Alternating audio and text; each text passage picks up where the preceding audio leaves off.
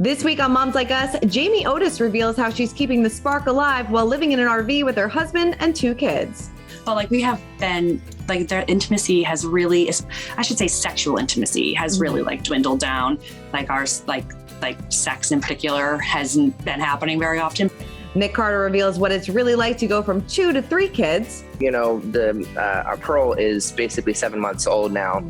And every time I pick her up, I try to pick her up. And if I'm around Saoirse, she's like, put her down. And Eva Longoria opens up about her son's latest milestones. He's so funny because, he didn't go through terrible 2s. He's going through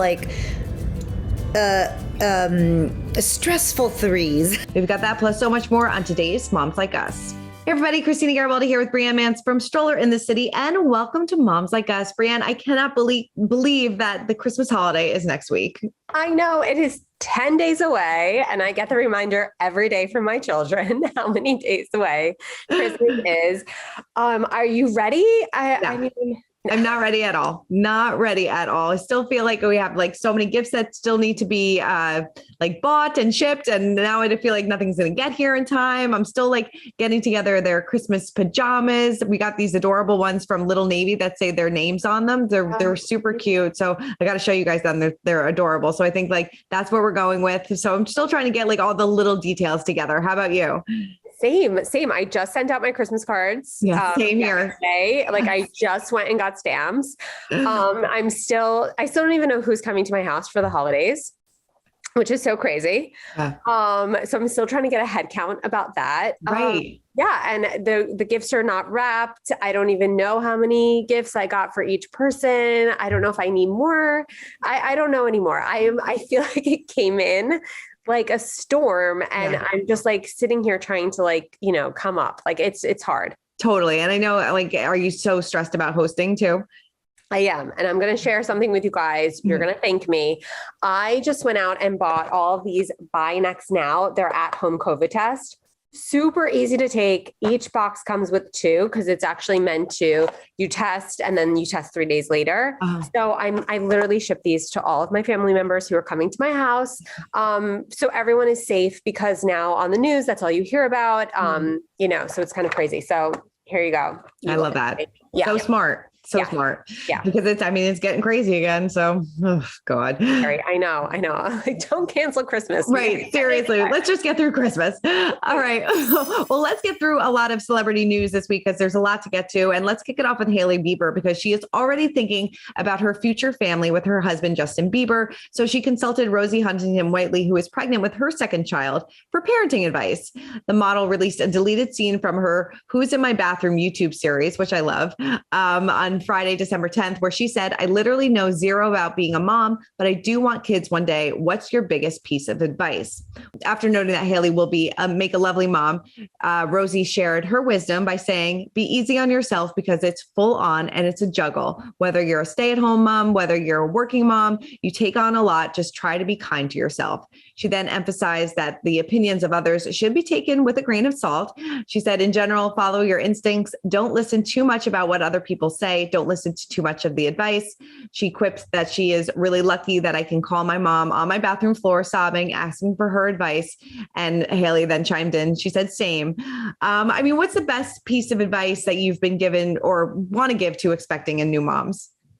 I feel like someone told me sleep when the baby sleeps, and that is so true. And also just do what works for you. I know myself, when I was in the first, play group with my son, whether someone was rolling over or walking, you're kind of or having the best nap schedule, and you're kind of oh my God, I got to do that. You just have to do what works for you. You know what I mean? And if that means, That's so true. And I think that makes such a good point. Every baby is different, because I find myself sometimes even comparing what Lucas is doing now to what Jana was doing. I'm like, why isn't he sitting up better? You can't, but every single baby is different. So yes, you can't compare. And then I love to always take the help when it's offered, because don't feel like you can take it all on yourself, because especially in the beginning, it's really, really difficult. So take the help. Take the help. That is such a good one, Christina. Yeah, that is really such a good one. Because I was always I'm going to do it all myself. I do that now, even with my job. I do it now. But yes, you need the help. Oh my God. Totally. Okay, so next up, we have Hilaria Baldwin. She shared that her husband, Alec, shushed her during their son, Raphael's 2015 birth. She said, Alec shushed me when I was in labor. He was on the phone. Shush, can you keep it down? The moment he said it, he realized he sounded like an ass and he cowered. The Boston native joked that she kept the marriage and went on to have 522 babies with the actor. She wrote, I permit him in after I get the epidural. I'll spare you the details of my reaction for now, but it never happened again. I mean, oh my God. What would you do if your husband shushed you? I have to kill him. I have to kill him. Like, what was your husband's etiquette in the delivery room for you? Like, he was super supportive, you know, like always making sure that I got everything that I needed, and, you know, a big cheerleader. So he definitely, there was no shushing involved, because if there were, I think I would have punched him in the face. Totally, How about your husband? Yeah, my husband was the same. He was like, he would get like emotional too. At Yes, times. he did Like, get emotional. You gotta stop. Mhm. You gotta stop right now. Totally. I feel like you almost like forget that everybody's there because you're so in the zone too at like towards the end. You're like, all right, I got this. Like everybody else, like just get out of my way right now. Exactly. All right. Well, in a recent appearance on the Ellen DeGeneres show, Scarlett Johansson revealed that her daughter Rose, who is 7, what she thinks of her 4-month-old baby brother Cosmo. She said she's neutral about having a baby brother and that she'll come home, talking a mile a minute, and I have to remind her to say hi. I totally relate to this, because sometimes I feel like my daughter Jana like absolutely loves her brother, and then other times she just is hitting him and kicking him and like, you know, trying to like pretending that he's not there. So it's definitely difficult. I mean, for me, when I was trying to get her ready for the baby, I read to her every single night saying like, you know, you're going to be a big sister. And, you know, I helped her, you know, she put some clothes away and like kind of got her involved as much as you possibly can. Yeah, I think that's a great tip. I mean, it's siblings. It's always going to be like this. Like it was like that this morning in my house, and my kids are older, you know, and I'm like, sorry, buddy, but you're going to have to like be with these kids, the girls, until you're 18. So deal with it. They're in your life. And Totally. like, I'm still telling my 13-year-old this. They're in your life for 5 more years, buddy. Okay. Right. You got no choice. But yeah, no, it's definitely a transition in the beginning because, you know, especially like my daughter, she had just turned 2 when I had Lucas. So, you know, she doesn't still really understand what is going on. Now she's like, okay, I'm the best big sister ever. And, you know, they always like lay together in her crib every morning. So, you know, now she appreciates him. But in the beginning, it's an adjustment period for everybody. Absolutely. I Totally. couldn't agree more. Our stay awe moment of the week goes to Stassie Schroeder and Bo Clark's daughter, Hartford, who took her first steps this week. Take a look at this. You want this? Do you want this? You have to walk to it. Oh Come my walk. God. Come walk to the Are you crab. fucking kidding? Oh Come my walk God. to the crab. Oh my God. Come Oh walk my to the God. crab. Come walk to the crabs. Oh my God! Yay! Oh my gosh! Seafood! Oh my God. Here you go. You go. No. This is the cutest thing. I love Stassie's reaction. Just dropping the F-bombs all over the place. I love it.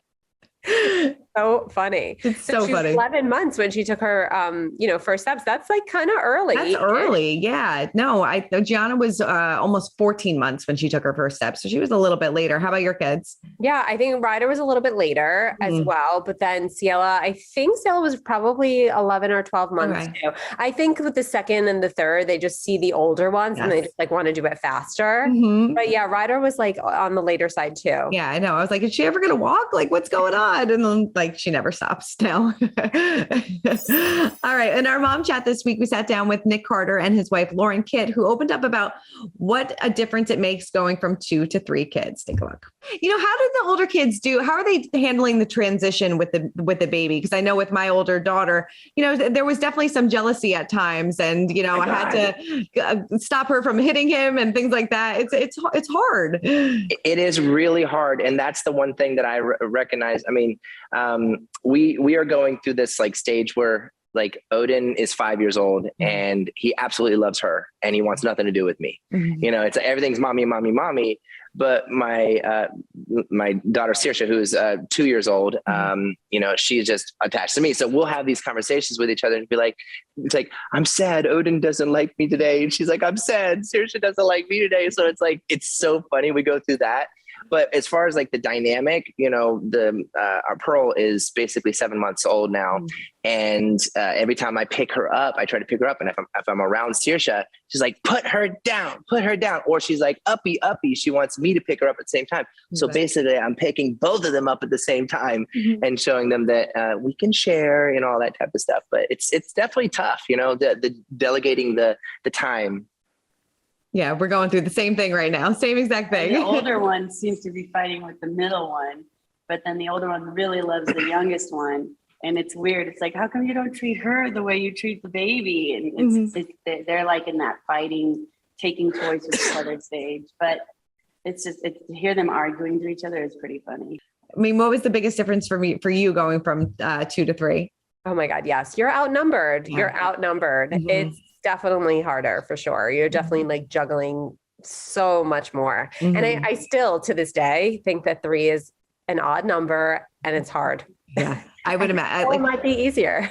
Yeah, right. I don't know. I mean, the two is definitely a juggle. I mean, I definitely, you notice a huge difference because, you have 2 people to tend to one person. Now it's like a man-to-man defense going on here. So it's definitely a transition. I don't know how you do 3. I give you a lot of credit because I don't know if I'd be able to do it. I mean, I can now. Yeah. It's hard. It's a juggle. Everything's a juggle, like a balancing act all day long, always. Yeah, totally. So we also sat down and chatted with Jamie Otis, who shared what it was like selling her house and moving into an RV with her 2 little kids. So take a look at this. How do you guys kind of make time for each other when your daughter is sleeping in your bed with you and you are in such a small space? I mean, that has to be a really big challenge. Great question. Yeah. We haven't. Like, to be very, very honest, we haven't. And because like, it's just like that's for like, I guess we're talking about challenges in the beginning. And I'm like, well, yeah, there's a few. Well, that's the biggest one because we really thought, I think you always envision something before it starts, like your vacation, you're like, oh, we're going to do this and this. And then you get on vacation, you're like, oh my God, I need a vacation after that vacation. Like the kids were crazy. And that's kind of like what's happening with this RV thing, because I was like, oh, Henley will have her bed. And that was the first thing we did. We got her bed all cozy for her. We got Hendrix's bed set up and she hasn't slept one night in it. And so there goes that out the window. And so of course we really haven't, I mean, we've been intimate, like when we've been away where like, if we're like an Airbnb, then they have their own room. And so, but like we have been like their intimacy has really, I should say sexual intimacy has really like dwindled down. Like our, like sex in particular hasn't been happening very often, but our intimacy has kind of grown more. Like last night, our daughter's in bed, we scooch her over and he curled up behind me and we just cuddled while we were watching a TV show. And, so there's so much more than just sexual intimacy. But let's just be honest, sex is important for every relationship and we're not having enough of it. I mean, she said that she wanted to kind of declutter her life and simplify. And, she felt like this was going to bring her family closer together, which it definitely was. But she was not expecting that her daughter would be sleeping in the bed with her every single night. And she said, obviously, like she's not able to have those intimate moments with her husband. I mean, did your kids go through that transition where they slept in the room with you every night, or did you allow them? Yeah, of course. I mean, I think our daughter like came crawling into our bed. There was always someone in our bed up until like my daughter's probably like 5 or 6, Yeah. So yeah, that does happen, whether you're in a big house or an RV. I feel like it totally happens. You know? Yeah, no. And if, you get into that pattern where now if you bring them in once, they're going to want to come in all the time. So we were kind of going through that transition too. So she would come in for a little bit. I'm like, now you have to go back to your bed, but it's hard. It really is. And then I'm sure you probably miss it at times. You're like, oh, I miss those snuggles. I do at times. And sometimes like if my husband's traveling, they're like, can I sleep in here tonight? And I'm like, yeah. Of course. And then it's funny. It's like, even when like Jana gets into kindergarten too, like that transition, I guess, cause they're going to school full time and there's like a lot more learning involved. That made all 3 of them, they had like night terrors all of a sudden when they started kindergarten. And I was like, this is so weird. So I feel like they go into like all these like, phases, So yeah, even still, like as our kids are are older, they're still in my bed sometimes. Totally. No, we're like, I'm kind of, she's still in a crib. So we're thinking about transitioning her to like, the toddler bed. And I'm just thinking like, she's never going to stay in there ever. She's going to be in our room all the time. So I don't like, this is going to be the next challenge. That is true. Cause now she's going to get up. And, yep. It's going to be fun. Yep. All right. Well, next up, Eva Longoria opened up about her son and that he is in the stressful 3 age. Take a look. Eva, I know that your son is, in that 3-nager stage. Have you experienced that? And what's that been like for you? That my son's in the what stage? The 3-nager is in like the 3 stage. I love that. I was like, I've never heard that. That's fantastic. Wow. He's so funny because he didn't go through terrible 2s. He's going through like stressful 3s because it's not terrible. It's like he's just more explorational and he wants to like do everything and jump on everything, and like every moment you're just like, ah. I mean, I love it because you want, like, even in the kitchen, people are like, I can't believe you let him cook with you and like break eggs and get dirty, and even he covered the entire kitchen in flour. But I think it's great. Like, I was like, he's playing with textures. He's really experimenting, and I love that. Like, that's the human being you want to raise, So it's hard sometimes to balance, like, and especially if you have girls, you want critical thinkers, you want, young women who are going to push back and question, and so you kind of have to encourage it and embrace it in children. You want them to be curious and question things and not just take things for face value at times, and then also you want them to listen to mom. Just listen to mom. And what was this most stressful part of toddler ages for you? I agree with the 3. I used to say 3-nager because it's not, like you moved out of the terrible 2 situation, which we didn't really have. Yeah. And then 3 was definitely the hardest. Yeah. I agree. I'm like right on the cusp of 3, and I'm like, oh, 2 is difficult now. I'm like, I don't know how I can get any worse. Because they have opinions and they can talk back, and the naps start fading. It's like a whole other thing. It's a whole other world. Yeah. I got a lot to look forward to in the next year. Brace yourself, Christina. Definitely. Okay, our mom's getting real moment of the week goes to Chrissy Teigen, who accidentally dropped her daughter Luna's tooth down the sink. Oh my gosh. She wrote on Instagram, Luna lost her tooth, and the tooth fairy promptly dropped it down the sink. She hired a plumber to help look in her pipes and shared a photo of the tooth they captured with a camera saying, "Oh shit, we found it on the camera. Praise the Lord. I was so sad." I mean, only Chrissy Teigen would do this, but I feel like I'm sure a bunch of parents have done this. Probably didn't hire a plumber to find it, but Have you had any Santa or tooth fairy fails? Oh my God. I forget to move their elves every day. I was just going to say the same thing. This elf has been sitting in the same spot for the past 3 days. At least like your kids will notice. Jana's like, whatever.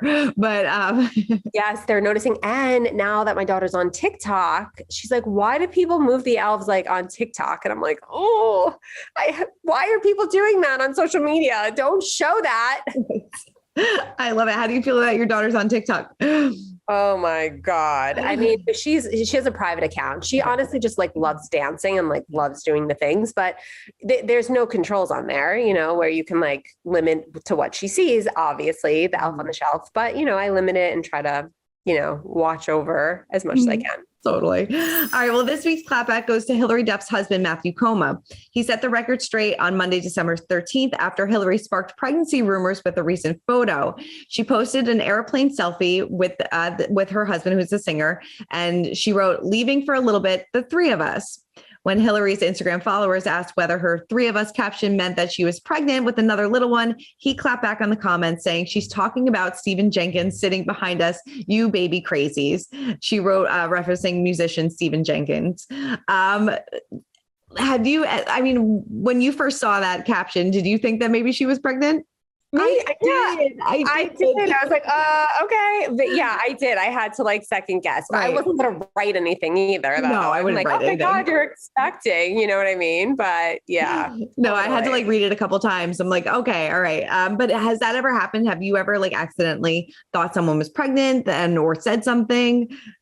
Thank God I've never said anything ever.